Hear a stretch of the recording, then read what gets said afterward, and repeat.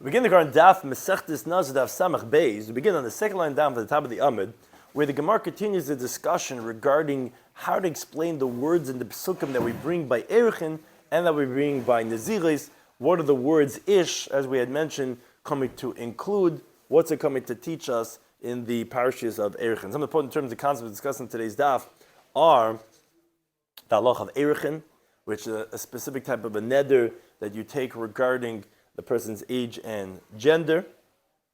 Also, the halachas of Yodayim, which is a partial statement of a neder.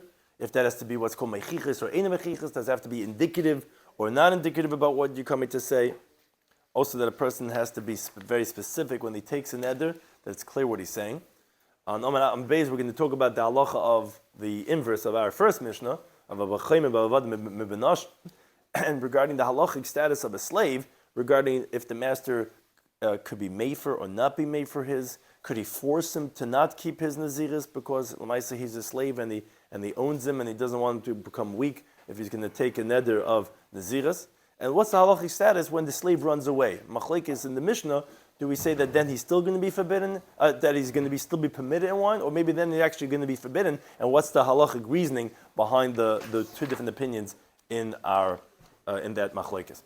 So begin the current Daf, thank you to any time for hosting us, that on the second line down at the top of the Amud, there's, the Vilna Gaon says to take out the next words, and he says it's like that in Rashi and Taisus, that it's not an ihachi.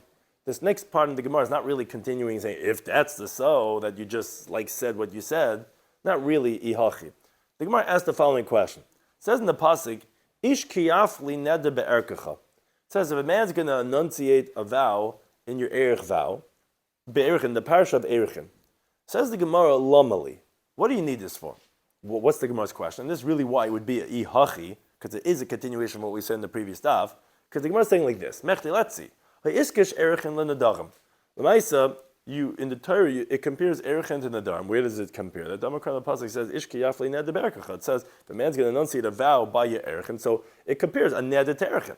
Now, but Tanya Gabi nadarim. Now we learned regarding nadarim. What did we learn? Ish. And we mentioned Ish on the previous daf, but it's not really regarding the dharm that we said it. It says a man. Ish, and the Girsa takes out the second word Ish. What's Ish coming to say? It's l'rabes esa'ivdikachavim. The word Ish is a terminology that would include a non-Jew to tell you Shem neidim nedarim nedabas ki Yisrael, to say that, okay, that they take nedarim and nedabas like a Jewish person. That's what we learn now from the parasha of nedarim, because it says Ish. If that's the case, says the Gemara, Ish ki yafli be'erchin, this is really what the opening pasuk we were quoting, that we're asking from. So this pasuk of Ish ki yafli be'erchin, lama li. Why do I need that in the parasha of Erechin? Meaning, it's a little bit actually a complex question. It's Taisus on the bottom, the first widest line on the previous Amud, that Taisus explains what the Gemara's question really is that I really should not have to, even if I wouldn't say the word Ish, right? It sounds like the word Ish is coming to include the akum somewhat in Erechin. That's what it says. Ish ki yafli neder be'erkecha. So like we're saying, the word Ish is inclusionary terminology.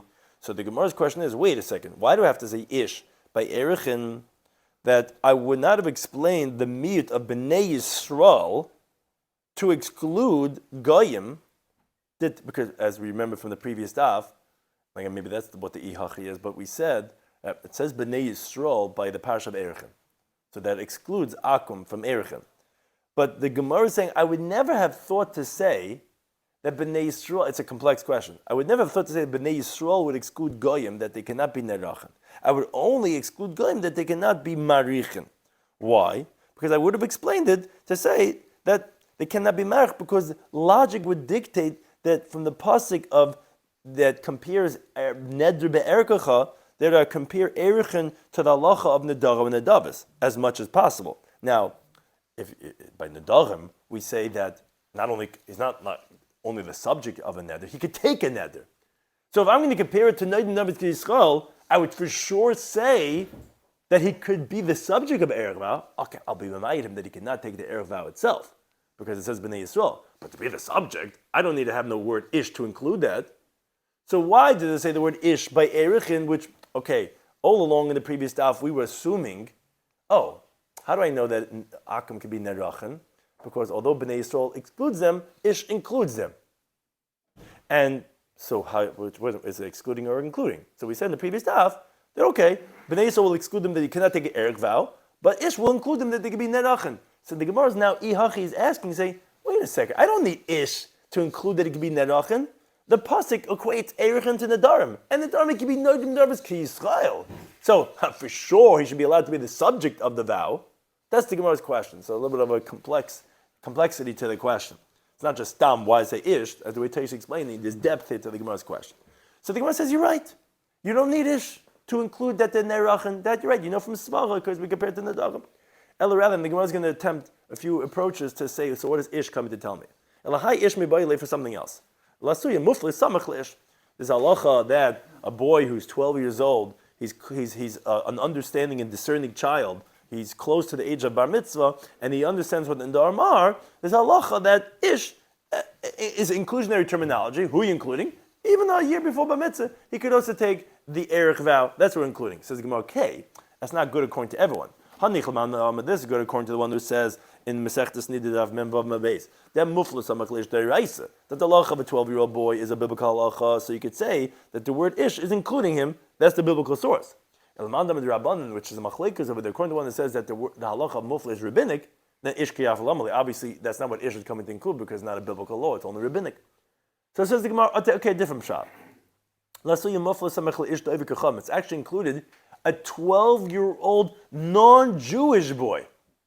So Tay says, what? Really? Are you telling me that a 12-year-old Jewish boy to take a neder is rabbinic, but by non-Jewish boy it's going to be biblical? So the Ri says, yes. A Yisrael that we know he's not violating lo yachal davari, the isser of taking his neder in vain by profaning it, by not keeping his neder, that obviously is only when it becomes bar mitzvah. So therefore, when it becomes bar mitzvah, that's when he's included in bal yachal.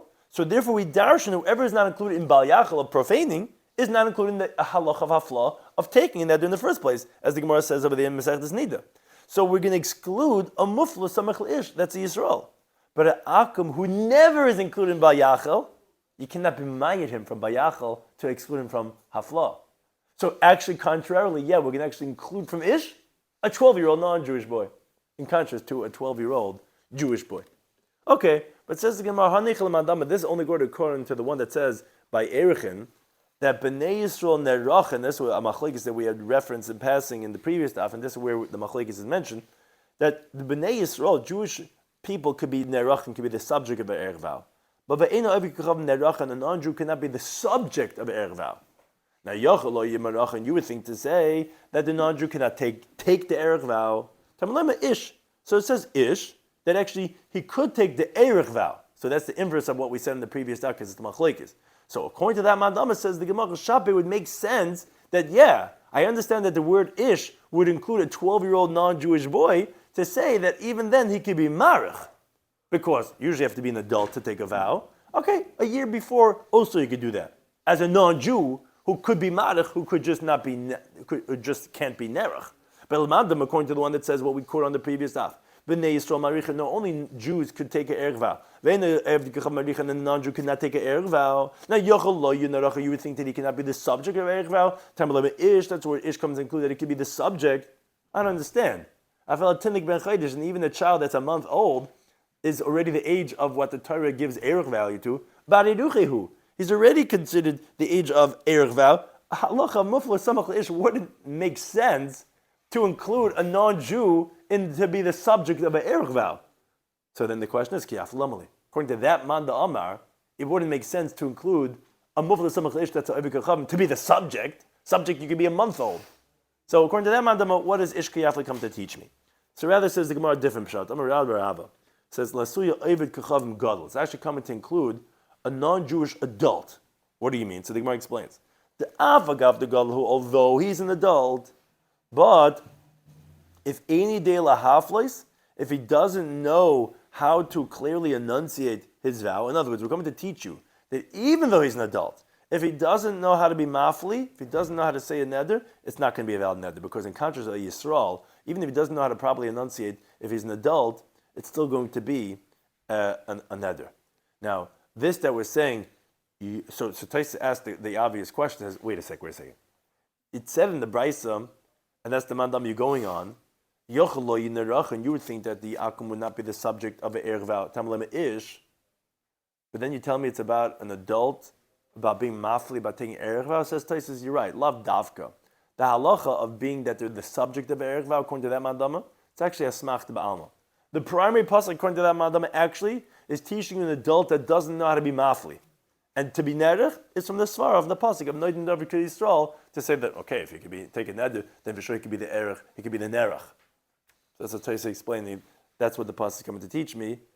And to tell you that if he doesn't know how to be mafli, he cannot be taking a vow. Now, Taisa in the next day Mascha points out, it says, based on this, the word la'asuye of the Gemara, when they're saying la'asuye oivekachavim gadol, it doesn't really mean like include. It actually means to exclude.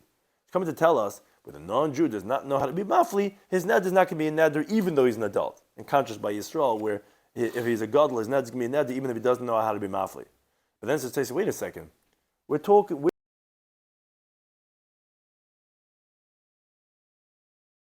I thought we said he cannot be marich, he's going to be nerech. So Taisa, you're right, what's called im ein inyan. If it's not teaching me regarding erechin because he cannot take an erech, it's actually referring to nidarim. This is a source from the halacha of erechin to teach me that an akum doesn't know what he's saying, his neder is not going to be a neder. That's where I'm learning out from this pasuk. Okay, that's what it's according to that mandama. But then says the Gemara, Ella, so then I have another question for you. You took care of my first question of the daf regarding ish kiyafli neder be'erechin that it says be'erechin. But when it says in the Torah, kiyafli dechaser b'rachmon gab be'naziris, there's another pasuk of kiyafli in Bamidbar by a nazir. Lamali, what do you need that for? What's the question? So the Gemara says, Mechti, let's see. The iskish naziris lanadarim. The pasuk equates, it says in the same pasuk, neder of naziris, to compare naziris and nadarim. So the question is, kiyafli lamali. So then what do I need kiyafli for? If I just told you by nadarim this halacha, what do I need to tell you by naziris if you compare naziris to nadarim? Says the Gemara, it's coming to include a different halacha. Lasuyi yadayim she'en mechiches is coming to include, which Taisa here also doesn't really mean lasuyi to include. It's like lemuute. It's coming to exclude. Yadayim are considered partial statements that you take for a neder. You don't say the full neder. If you remember from Masechet Nedarim, it's a yad. It's like when you're holding a cup, not from the cup, but you're holding like the handle. That's ein mechiches. It's not indicative. It's not clear what you're saying that it's 100% that you mean this. As the Gemara expounded in the first parak in the Dam of Hema Beis, Yadayim she'en mechiches, if it's not clear, loy having Yadayim, which we know from Ishki Yafli. Just like the Ikad Naziris has to be haflo clear what you're saying, Yadayim have to also be clear, like we learned, that it's a machlaikis. Yadayim she'en mechiches, when you have partial statements of your neder which are not really clear, it's not proven what you're trying to say, Abayam having Yadayim, it says it's still going to be considered as a partial statement and it's going to be a neder. Rav Amalei says, lo having yadayim, it's not going to be considered as yadayim. Now, Taisa's girsa actually is the opposite, and he says, but that girsa is mistaken, and it has to be, like he says, the way our Gemara has it. That Rava says, it's not going to be yadayim, and Abai says, it's going to be yadayim. Now, the reason why he says is because then you cannot resolve what the next part of the Gemara is going to say, but actually, his girsa, the next part is actually not like ours, and we have to switch our Gemara. Instead of saying labai nicha, our Gemara actually has to say that l'rava nicha, which is the girsa Taisa had, which is not our girsa, so it's funny that way. But according to Rava, this all makes sense, says the Gemara. But Ela Labaya Ma'iklamem, according to Bai, what are you going to say? Which Taisa says, according to the one who has the girsa in the teaching of Rava, Lo having Yadayim, well, that makes sense, like we're saying, as the Gemara says in the first parak in the Dharam, from Chiyafli, that Yadayim Shein Mechich is Lam Yadayim. So wait a second, according to Abaya, that holds it's Yadayim, obviously you're not learning out from Kiyafli to exclude by Naziris if it's Ein Mechiches, because Abai holds that is considered as Yadayim. But actually the Rivah is Miyashiv the Girsa of the Svarim, that it could even be the other way around, meaning that according to Abai it's Nicha and not according to Rava, because although Yafli is a miyut, but since it says Yafli two times, what's called Ein Miyut Achamir Echel Rabba, it's actually coming to include, not to exclude. And actually it says places, and the word lasuya actually would be like the simple understanding, not to be mai, but actually to be marba, to include. And actually it sounds like from the Maskana, the Gemara says places that we're referencing the two times that it says kiyafli. So be that as it may, but according to the first pshat of Taisus, the Gemara is asking that it's difficult according to Abaya. So the Gemara comes up with a new pshat. Okay, you're right. So, okay, I can't say it's regarding Yudayim Shem Mechichas. I need it for a different halacha that of Reb Tarfon. The time like Luna Breiser. Yudayim Shem Reb Tarfon, it says, Ein Echad Mem Nazir, which we brought this on Daf Lamadal when two people are saying, oh, if this is that guy, I'm a Nazir, and this guy says, if it's not that guy, I'm a Nazir. He said, no, none of them are going to be a Nazir. Nazir is only given if you're explicit, if it's clear when you're saying it, that you know what you're saying, to be a neder of a Nazir at that moment.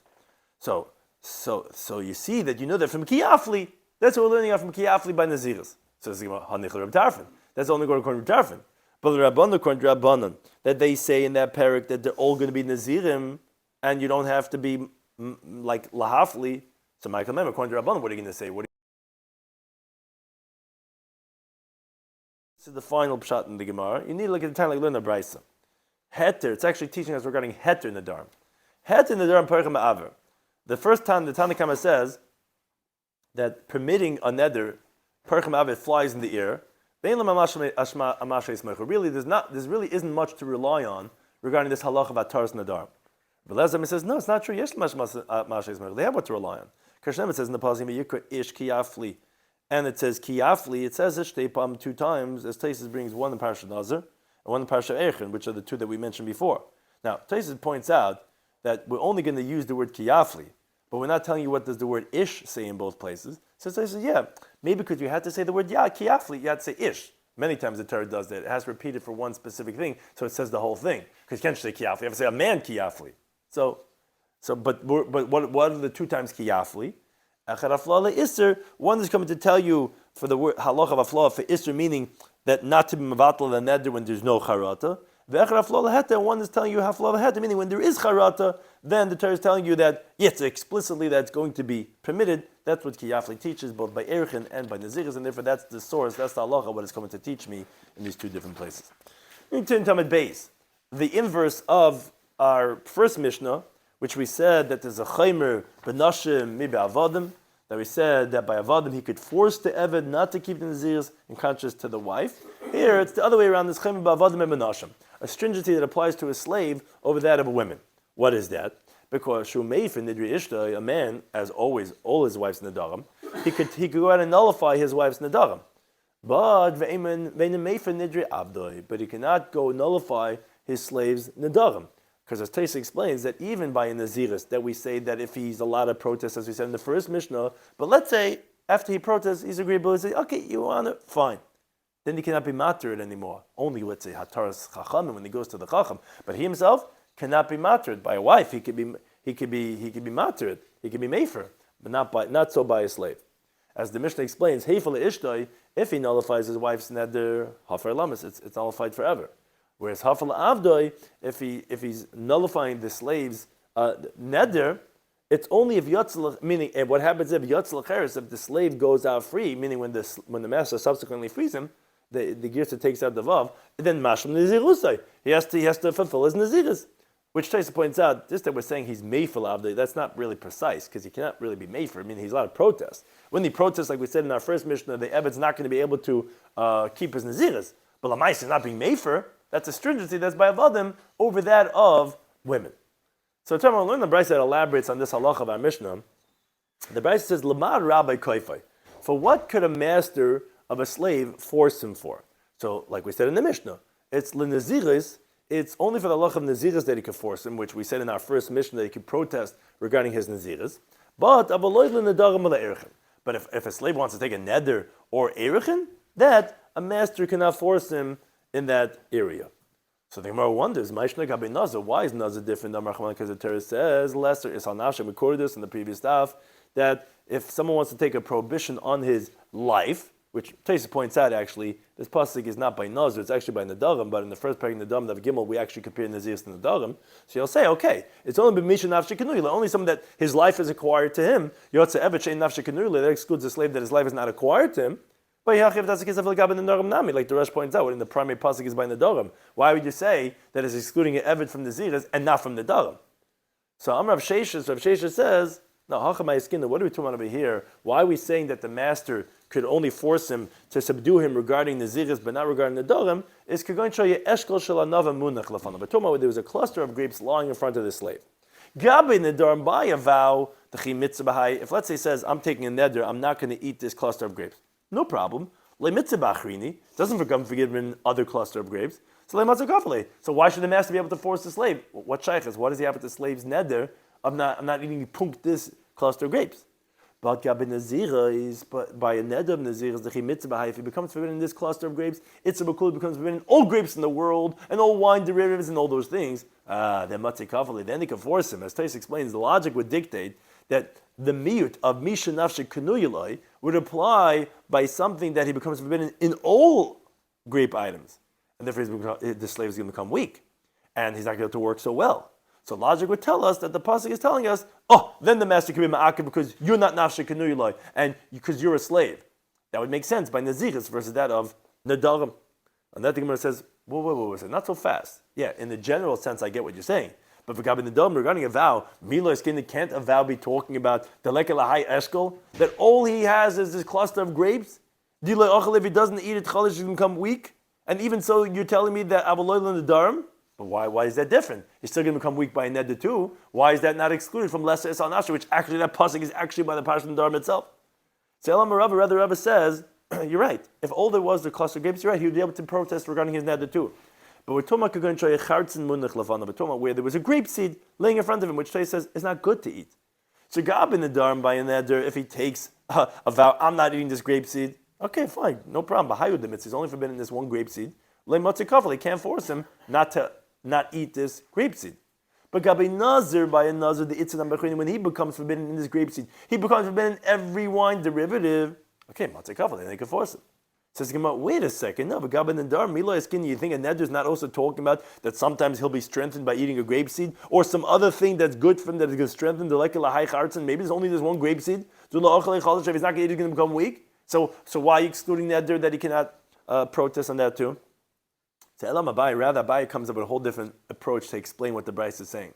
When the Bryce says Lamar Rabbi Koifai, it means Lamar Rabbi Tzarech Lechafaisai. It's Mamsha 180.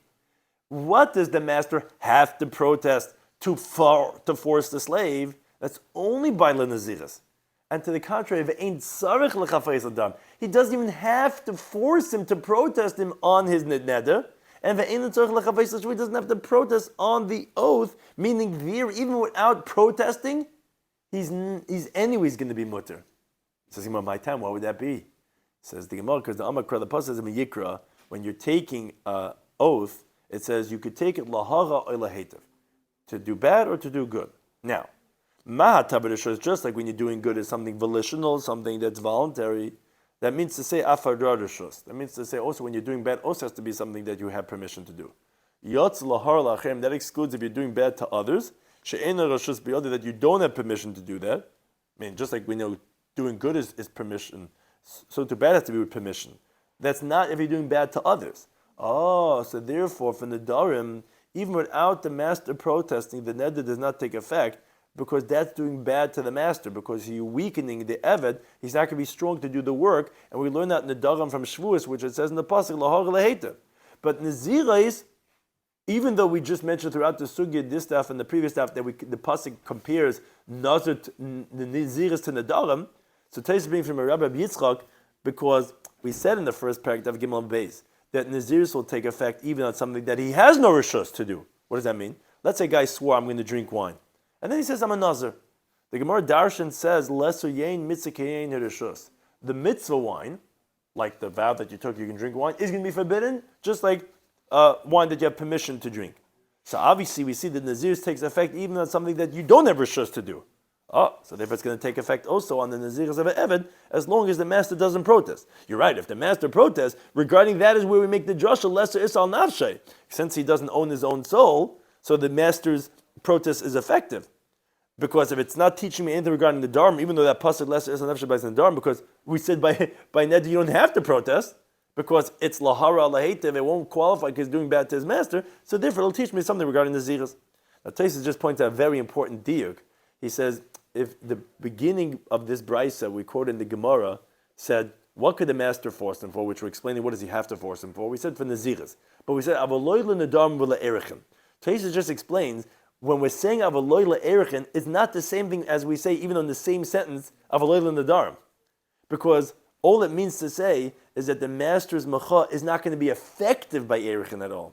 Because what does the master lose if the Eved says Erki Alai? When he gets freed, or someone gives him a gift, he'll have to pay it to Hektish. So Taisus says very interestingly, Avaloy l'nadarim v'la'erechin is going to be opposites.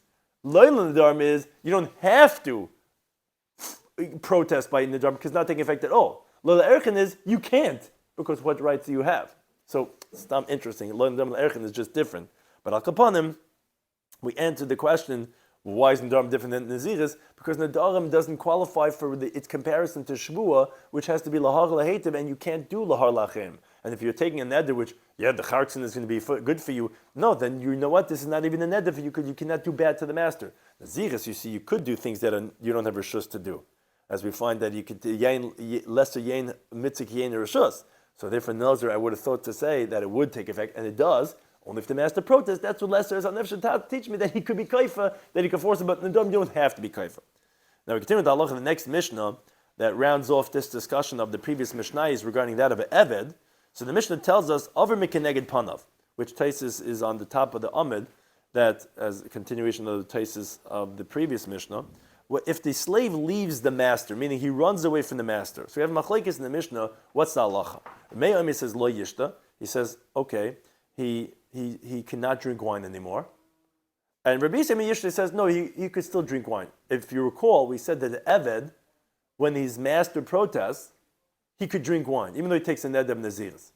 Because the master could protest. Now we're saying, what happens if he is a fugitive? He runs away from his master. So machlekes in the Mishnah, could he still drink wine as he was by the master, or could he not drink wine?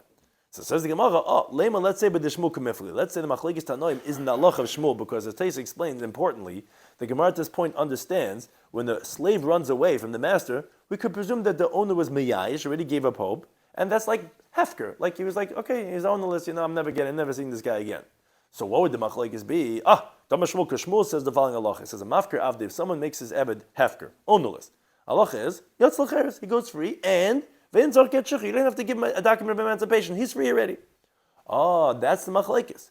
Remeir islay de Shmuel. Remeir holds like Shmuel, who says that you don't have to give a get shiur, and therefore now guess what? The Nazir, you can't drink wine anymore because you're not under the rishus of the master anymore. You're a free man, and his protest doesn't help anymore.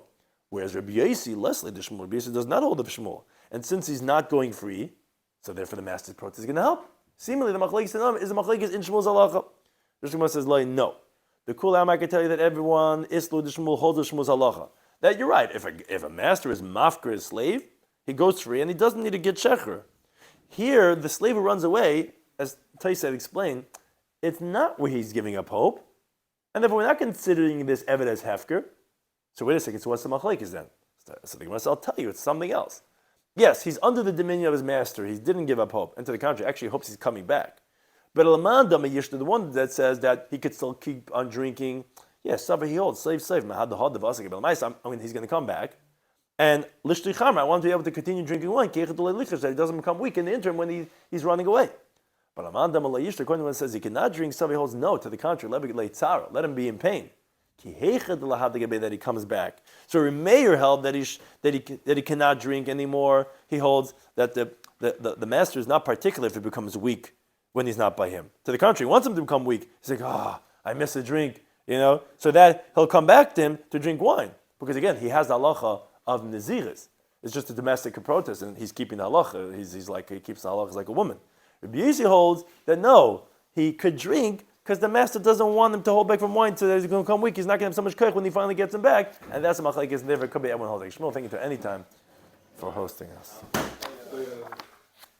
Shabbos.